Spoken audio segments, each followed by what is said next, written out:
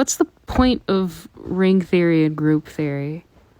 I get it, but I don't know what it's for. Hey, mathematician here. So within abstract algebra, in particular group theory and ring theory, are two of the most abstract topics in mathematics and also two of the most widely applicable topics in mathematics. So let me explain why these are so useful. A while back I made a video about why is abstract algebra interesting, and you can find it out there. But that one concentrated more on applications within mathematics. But I think you have in mind applications to real life, so let me concentrate on those in this video. Let me start with symmetry, because group theory, in essence, it's the study of symmetry. It's the study of all the possible symmetries that an object or a set may have, and this finds applications to almost all the subjects out there. For example, in physics, symmetry is a fundamental concept that determines physical properties of a system. So we need to know what kind of symmetries the system has, and then also what transformations will preserve those properties. And all of those are governed by groups and elements of groups. Also, group theory is the language that underpins the description, the mathematical description of what we call the standard model of particle physics.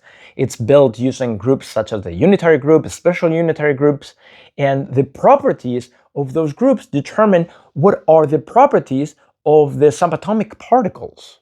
The concept of symmetry is also fundamental in chemistry because the properties of compounds, of molecules, are very much determined by their geometry and by their possible symmetries.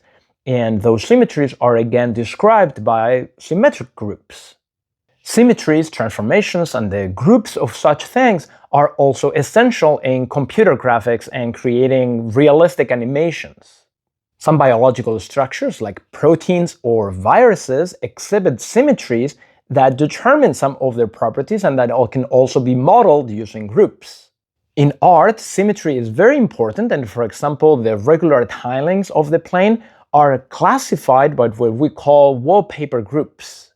You can also use group theory to solve certain games, for example, the Rubik's Cube, by analyzing all the possible allowed transformations or the permutations of the Rubik's Cube.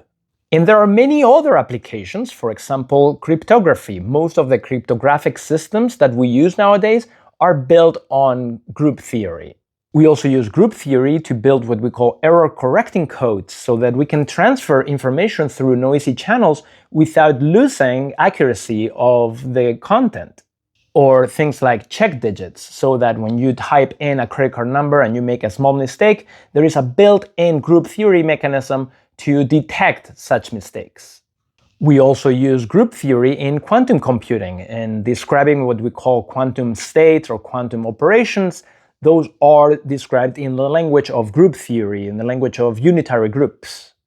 And in many other places, like machine learning to build large language models like ChatGPT, or in music, or in signal processing, or in many other applications, group theory and abstract algebra is really useful.